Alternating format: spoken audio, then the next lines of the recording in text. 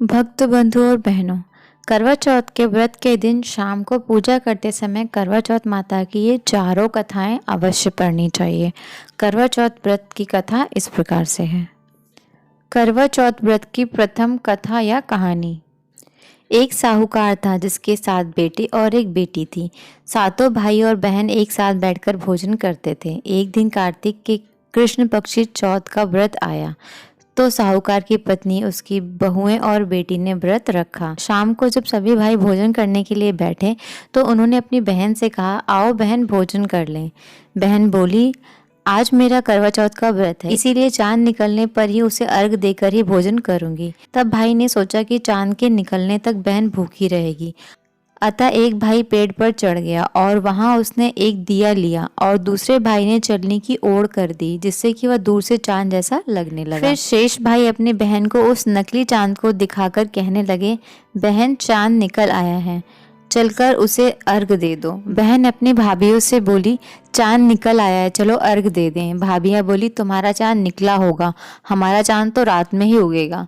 तब बहन ने अकेले ही उस नकली चांद को अर्घ दे दिया। इसके बाद जब वो खाना खाने लगी तो पहले ही ग्रास में बाल आया, दूसरे ग्रास में कंकड़ आया और तीसरा ग्रास मुंह की ओर करते ही उसकी ससुराल से संदेश आया, उसका पति बहुत बीमार है, जल्दी भेजो। अपनी लड़की को विदा करते समय माँ ने कहा, रास्ते में तुम्हें जो भी मिले उसके पांव लगना और जो कोई भी सुहागिन रहने का आशीर्वाद दे उसके पल्लों में गांठ लाकर उसे कुछ पैसे दे देना। बहन जब भाइयों से विदा लेकर ससुराल की ओर चली तो रास्ते में जो भी मिला वह उसके पांव लगी और सबने उसे यही आशीर्वाद दिया, तुम 7 भाइयों की बहन, तुम्हारे भाई सुखी रहें और तुम उनका सुख देखो। सुहागिन रहने का आशीर्वाद किसी ने नहीं दिया। जब वह ससुराल पहुंची तो दरवाजे पर उसकी छोटी ननद खड़ी थी। तब वह उसके पांव लगी तो उसने कहा, सुहागिन रहो, दूधो नहाओ, पूतो फलो। उसने यह सुनकर उसके पल्ले में गांठ बांधी और उसे सोने का सिक्का दिया। फिर भीतर गई तो सास ने कहा, तेरा पति धरती पर पड़ा हुआ है। तो वह अपने पति के पास जाकर उसकी सेवा के लिए बैठ गई। बाद में सास ने दासी के हाथ बची सूखी रूखी रोटी भेज दी। इस प्रकार से समय बीतते बीतते अगहन यानी माघ शीश की चौथ आई तो वह चौथ माता से बोली, हे माता, आप ही मेरा उद्धार करेंगी, आपको मेरा सुहाग देना पड़ेगा। तब उस चौथ माता ने बताया, पूस यानी पौष की चौथ आएगी, वह मुझसे बड़ी है, उससे कहना। इतना कहकर चौथ माता चली गई। फिर अगले महीने पूस यानी पौष की चौथ आई और वह भी यही कहकर चली गई। आगे आने वाली चौथ ने कहा, इस प्रकार से माघ, फागुन, चैत, बैसाख, जेठ, आषाढ़, सावन, भादों की चौथ आई और चली गई। फिर जब अश्विन की चौथ आई तो उसने बताया, कार्तिक की चौथ ही तुम्हारा सुहाग वापस कर सकती है, वह आए तो उससे विनती करना। और फिर वह भी चली गई। जब कार्तिक मास की चौथ आई तो बोली, भाइयों की प्यारी करवा ले, भाइयों की प्यारी करवा ले, दिन में चांद उगाने वाली करवा ले, व्रत खंडित करने वाली करवा ले। यह सुनकर वह करवा चौथ माता के पैर पकड़कर गिड़गिड़ाने लगी, हे चौथ माता, मेरा सुहाग तुम्हारे हाथ में है, आप ही मुझे सुहागिन करें। तो माता बोली, तुम्हारे व्रत भंग कर देने से भगवान श्री गणेश जी अप्रसन्न हो गए हैं और इसी कारण से तुम्हारे पति की ये दशा हुई है। अब यदि तुम पुनः पूरे विधि विधान के साथ व्रत करोगी तो तुम्हारा पति जीवित हो सकता है। यह सुनकर उसने विधि विधान पूर्वक व्रत किया और चंद्रमा निकलने पर अर्घ दिया। उसके बाद उसकी इस प्रकार से व्रत संपन्न करने से गणेश भगवान अत्यंत प्रसन्न हुए और उसकी आज्ञा पाकर करवा चौथ माता ने अपने टीके में से रोली निकालकर उसके आदमी पर टीक दिया। तब वह उठ खड़ा हुआ और बोला, आज मैं बहुत सोया। वह बोली, पूरे 12 महीने सोए हो, आज गणेश भगवान जी और करवा चौथ माता की कृपा से उठे हो। हे करवा चौथ माता, आपने जिस प्रकार से उसके पति को दीर्घ आयु प्रदान की वैसे ही हमारे पतियों की दीर्घ आयु प्रदान करें। जो भी इस व्रत को करे और जो भी इस व्रत कथा को पढ़े या सुने उसके पतियों की दीर्घ आयु प्रदान करना, सबको उत्तम फल देना। बोलो करवा चौथ माता की जय। करवा चौथ व्रत की दूसरी कथा अति प्राचीन काल की बात है। एक बार पांडु पुत्र अर्जुन तप करने के लिए नीलगिरी पर्वत पर चले गए। उधर पांडवों पर अनेक मुसीबतें पहले से ही थी और अब अर्जुन भी तप करने के लिए चले गए। इसे शोक विह्वल होकर द्रौपदी ने भगवान श्री कृष्ण की आराधना की। श्री कृष्ण ने उपस्थित होकर पूछा, बहन तुम्हें क्या कष्ट है? द्रौपदी ने हाथ जोड़कर कहा, हे प्रभु, आप तो अंतर्यामी हैं। मेरे कष्टों के विषय में आप स्वयं जानते हैं। मुझे कष्टों के बोझ ने विह्वल कर दिया है। क्या ऐसा कोई उपाय नहीं जिससे इन कष्टों से छुटकारा मिल सके? श्री कृष्ण मुस्कुराते हुए बोले, द्रौपदी, तुम्हारा प्रश्न उत्तम है। यह प्रश्न एक बार माता पार्वती ने भगवान शिव से भी किया था। तब भगवान शिव ने उनको करवा चौथ के व्रत का विधान बताया था। द्रौपदी ने कहा, हे प्रभु, फिर तो मुझे भी करवा चौथ के व्रत की जानकारी प्रदान कीजिए और उसकी कथा भी कहिए। तब भगवान श्री कृष्ण ने कहा, दुख सुख तो इस संसार के अटिल नियम है और प्रत्येक प्राणी इसमें सदा ही लिप्त रहता है। दुख के बाद सुख और सुख के बाद दुख तो निरंतर चलते ही रहते हैं। इसीलिए मनुष्य को निराश नहीं होना चाहिए और मन में सदैव उत्साह बनाए रखना चाहिए। लेकिन कुछ ऐसे भी उपाय हैं जिसको करने से दुख समाप्त होने लगते हैं और सुख की प्राप्ति होती है। इस प्रकार का उपाय है करवा चौथ का व्रत करना। अब मैं तुम्हें अति उत्तम करवा चौथ के व्रत की कथा सुनाता हूँ, उसे ध्यान से सुनो। प्राचीन काल में गुणी विद्वान धर्मपरायण एक ब्राह्मण था। उसके 4 पुत्र और एक गुणवंती पुत्री थी। पुत्री ने विवाहित होकर चतुर्थी का व्रत किया, किंतु चंद्रोदय से पहले उसे श्रद्धा ने व्याकुल कर दिया। इससे उसके स्नेह दयालु भाइयों ने छल से पीपल की आड़ में कृत्रिम चंद्रमा बनाकर दिखा दिया। लड़की ने उसी को असली चंद्रमा मानकर अर्घ दे दिया और फिर भोजन कर लिया। उस लड़की के भोजन करते ही उसके पति की हृदय की गति बंद हो गई। उससे दुखी होकर उसने अन्न जल त्याग दिया। उसी रात्रि में इंद्राणी भू विचरण करने आई। ब्राह्मण पुत्री ने उनसे अपने दुखी होने का कारण पूछा। इंद्राणी ने बताया, तुमने करवा चौथ व्रत में चंद्र दर्शन से पूर्व ही भोजन कर लिया, जिसके कारण तुम्हें यह कष्ट मिला है। तब उस लड़की ने अंजलि बांधकर विनय पूर्वक पूछा, हे माता, इससे मुक्त होने का क्या उपाय है, बताएं। इस पर इंद्राणी ने कहा, यदि तुम विधि विधान पूर्वक असली करवा चौथ का व्रत करोगी तो तुम्हारा पति पुनः जीवित हो जाएगा। अभी कन्या ने ऐसा करने का वचन ही दिया था तो उसका पति पुनः जीवित हो गया। इस पर कन्या ने वर्ष भर प्रत्येक चतुर्थी का व्रत किया और अखंड सुहाग प्राप्त किया। इस प्रकार से कथा कहकर भगवान श्री कृष्ण ने कहा, हे द्रौपदी, यदि तुम इस व्रत को करोगी तो तुम्हारा अर्जुन से मिलन होगा और तुम्हारे सभी कष्ट दूर हो जाएंगे। यह सुनकर द्रौपदी ने भी इस व्रत को किया और उसके प्रभाव से उसका अर्जुन से मिलन हुआ और पांडवों के सभी कलेश और कष्ट दूर हो गए और वह सभी क्षेत्र में विजयी हुए। करवा चौथ व्रत की तीसरी कथा। एक ब्राह्मण परिवार में 7 बहुएं थीं। 6 बहुओं के मायके वाले बहुत अधिक अमीर थे। इस कारण से ससुराल में उनका बड़ा मान जान था, परंतु उसकी छोटी बहू के मायके से कोई नहीं आता था। इस कारण उसे ससुराल में पीड़ित किया जाता था। वह अकेले ही घर का सारा कामकाज करती थी, लेकिन फिर भी उससे कोई प्यार नहीं करता था और सभी उसे धुतकारते रहते थे। तीज त्योहार पर भी उसके मायके से कोई नहीं आता था, इसीलिए ससुराल के लोग उसे पीड़ित करते थे और उससे वह बहुत दुखी रहती थी और इसी तरीके से उसके दिन कटते थे। एक दिन करवा चौथ का त्योहार आया।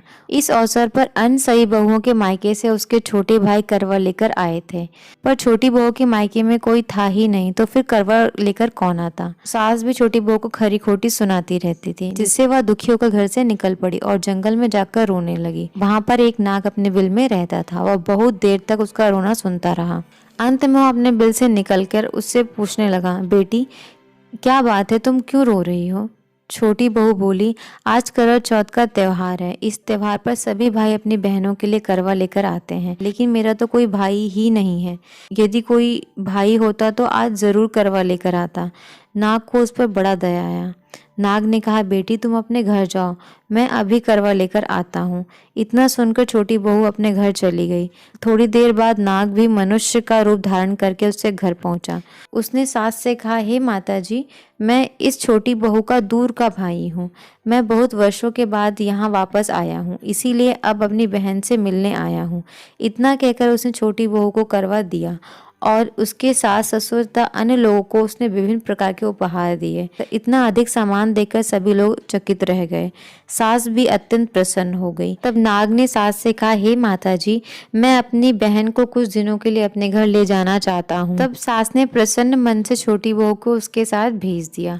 वास्तव में वह नाग सभी नागों का राजा था। वह छोटी बहू को अपने महल में ले आया और उसे सारा महल दिखाकर बोला, हे बहन, तुम जितने दिन चाहो उतने दिन यहाँ आराम से रहो, मन चाहा खाओ, मन चाहा पहनो, पर एक बात हमेशा याद रखना, सामने रखी नाद का ढक्कन मत खोलना। छोटी बहू उस महल में आराम से रहने लगी, लेकिन नाद के बारे में उसकी उत्सुकता बढ़ती गई। एक दिन जब महल में कोई नहीं था, उसने नाद का ढक्कन खोलकर देखा तो पाया उस नाद में नागों के छोटे छोटे बच्चे इधर उधर रेंग रहे थे। यह देखकर उसने जल्दी में नाद ढक दी, लेकिन उसकी जल्दबाजी में एक सांप की पूंछ उस नाद के ढक्कन के नीचे आकर कट गई। शाम को जब नागराज वापस आया तो छोटी बहू ने उसे सारी घटना बता दी और अपनी गलती स्वीकार कर ली। नाग ने भी उसे क्षमा कर दिया। जब छोटी बहू ने ससुराल जाने की इच्छा बताई तो नागराज ने उसे बहुत सारा धन रत्न देकर विदा कर दिया। इतना धन पाकर छोटी बहू के ससुराल के लोग अत्यंत प्रसन्न हुए और उसे छोटी बहू की ससुराल में बड़ी इज्जत होने लगी। इधर जिस नाग की पूंछ कटी थी, अन्य सभी नाग उसे बाड़ा बाड़ा कहकर तंग करते थे। एक दिन उसने अपनी माँ से पूछा, माँ, मेरी पूंछ कैसे कटी है? माँ ने कहा, छोटी बहू के द्वारा नाद का ढक्कन उठाने और जल्दी से रख देने से ही तुम्हारी पूंछ कट गई है। तब वह बोला, मैं छोटी बहू से बदला लूंगा। उसकी माँ ने उसको बहुत समझाया कि ऐसा गलती से हो गया था, छोटी बहू ने जानबूझकर नहीं किया, लेकिन वह नाग नहीं माना। एक दिन वह चुपचाप छोटी बहू के घर में जाकर छुप गया और मौका पाकर उसे काटने की सोचने लगा। तभी वहां छोटी बहू तथा उसकी सास आई और आपस में बात करने लगी। सास ने पूछा, बहू, तुझे सबसे ज्यादा प्यारा कौन है? तब छोटी बहू कहने लगी, मुझे तो बाड़ा भैया सबसे ज्यादा प्यारे हैं। बाड़ा ने जब यह बात सुनी तब वह अपने मन में सोचने लगा, जो बहन मुझसे इतना प्यार करती है, मैं उसे ही काटने आया हूँ। मैं इतनी बड़ी गलती करने वाला था। अच्छा हुआ भगवान ने मुझे इस पाप करने से बचा लिया। इतना सोचकर वह अपने घर को वापस चला आया। जब वह वापस अपने घर पहुंचा तो उसकी माँ ने पूछा, तुम अपना बदला ले आए? बाड़ा ने कहा, माँ, वो तो मुझे बहुत प्यार करती है, बहुत प्यार से स्मरण करती है और मुझे भैया करके पुकारती है। इस प्रकार से तो वह मेरी बहन हुई ना। अपनी बहन से कोई बदला थोड़ी लिया जाता है। इस प्रकार से वह बाड़ा नाग और छोटी बहू बहन भाई बन गए। तब से बाड़ा भाई प्रत्येक वर्ष करवा चौथ के दिन अपनी बहन के लिए करवा लेकर जाता और बहन भी बड़ी प्रसन्नता पूर्वक करवा चौथ का व्रत रखती थी। इस प्रकार के प्रभाव स्वरूप छोटी बहू को अपनी ससुराल में मान जान मिलने लगा और सभी सुख प्राप्त हुए। हे करवा चौथ माता, आपने जिस प्रकार से छोटी बहू को उत्तम फल प्रदान किए, उसी प्रकार से हमें भी उत्तम फल प्रदान करना। करवा चौथ व्रत की चौथी कथा या कहानी। प्राचीन काल में एक गांव में करवा नाम की एक पवित्र स्त्री अपने पति के साथ रहती थी।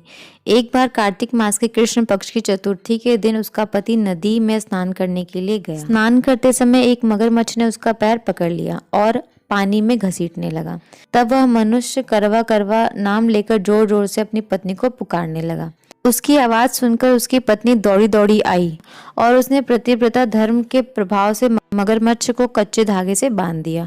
मगरमच्छ को बांधकर वह यमराज के पास पहुंची और यमराज से बोली, भगवान, मगरमच्छ ने मेरे पति का पैर पकड़ लिया है, अतः इस अपराध में आप उस मगरमच्छ को नरक में ले जाओ और उसके बंधन से मेरे पति को छुड़वाओ।